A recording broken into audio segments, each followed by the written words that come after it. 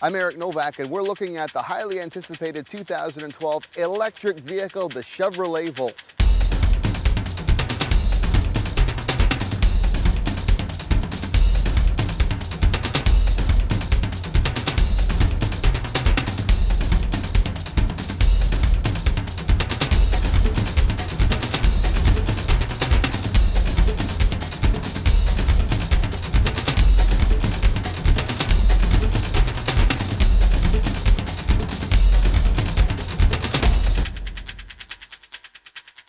Remember when General Motors was getting a lot of criticism for the cars they were building and they were in a lot of trouble? Well, how did they answer the criticism? The Chevrolet Volt is what they did. The Chevrolet Volt, it's an electric vehicle with an extended range. What does that mean? There's lithium-ion batteries in here that operate on full electricity. No gasoline propels the vehicle. That is until the charge runs out. The extended vehicle capabilities means that after a range averaging between 40 to 80 kilometers, what kicks in is a small gas 1.4 liter engine, but it doesn't actually connect to the drivetrain. What it does is fuel a generator to have extended range. Unlike vehicles such as the Nissan Leaf, which is when you run out of charges, you're done. That's that range anxiety feature. With the Chevrolet Volt, you could go as much as 500 kilometers and still be okay, which is a big advantage in today's realities, especially when we're gonna get people to convert over to this kind of technology. So one of the big questions about the Chevy Volt is whether or not it actually helps when you have a Chevy Volt in terms of reducing our carbon impact in regarding the fight on global climate change. Well, the short answer is yes. The exact long answer, though, is how much depends upon what part of the country you live in, and that basically is dependent upon where how each province generates most of its energy. In provinces like Alberta that has a high reliance on coal energy, you'll still reduce by as much as 25% versus driving a regular car. Whereas in places like Quebec, where there's a lot of mostly hydroelectric use, it's estimated that the impact of carbon emissions versus driving a regular car would be as much as 99%. Here in Ontario, where I live, they only use coal power and oil or natural gas fire plants during the daytime, whereas night, when most people will be doing the charges, you're usually mostly hydroelectric, nuclear, and even some green energy. So across the country, the average is about 80%. So the answer, yes, driving a Chevy Volt will help reduce the impacts that vehicles produce with respect to climate change. What happens if you get to the end of the charge life and we run out? Well, this is not a range anxiety situation. It's not like the Nissan Leaf where you're stuck.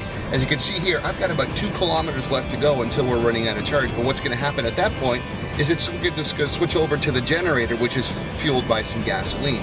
I've got still about 436 kilometers of range left, so I'm more than fine, even though the charge is about to run out in about 1 kilometer from now. But that's the way the extended range works on the Chevy Volt. So how do you plug in the Chevrolet Volt? Very simple. All you do is you press the button inside the door, this opens up, and here's the outlet. It's very simple. You can plug it into your standard 120 volt outlet at home, or you can purchase a 240 volt charging system, which then you'd hook up with an electrician. Standard overnight charging times is about 8 to 10 hours on the 120, about 4 to 5 on a 240. The lithium-ion battery that this connects to is a fantastic system because of, just like your cell phone batteries, they don't have a memory, so constant charging will not affect it. And in fact, some people worried about here in Canada, they say, well, batteries don't last as long. Actually, the reverse is true. The worst situation you can have is when you're down in Arizona in hot climates. Here, it's actually not a bad thing. You can keep charging it up, and Chevrolet has guaranteed the Volt battery for 8 years or 160,000 kilometers. That's a great deal.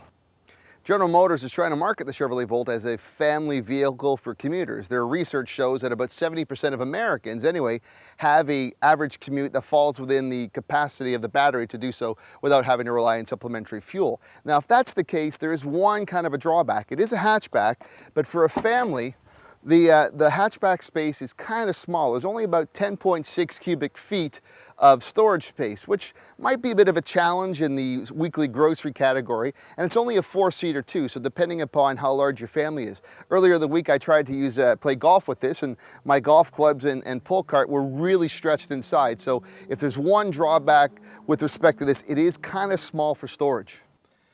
The 2012 Chevrolet Volt is an amazing technological feat here. It's really taken all we've been talking about for several years and brought it into a new vehicle. The extended range battery element of it, where you can drive beyond the charge, I think is what's going to be a big marketable feature above, say, what the Nissan Leaf or other future vehicles can offer of the same category. Now, is this the perfect vehicle? No, there are obviously some things that still need to be worked on, but is this something that's far better than anything we have on the market for a vehicle of this category? Absolutely. It's something I think that we have to be celebrating and encouraging. Now, one of the drawbacks, of course, is the price. The MSRP is around $41,000, but in certain provinces, like here in Ontario, you are getting a $7,200 rebate from the government, so it does bring it down. That being said, well, it's not a 10 out of 10 in my books. The Chevrolet Volt certainly earns a 9 out of 10, and this is something that I'm celebrating, and I'm very excited to see if this is where we're headed. The future looks fantastic. For EnviroDad.com, I'm Eric Novak. I'll see you next time.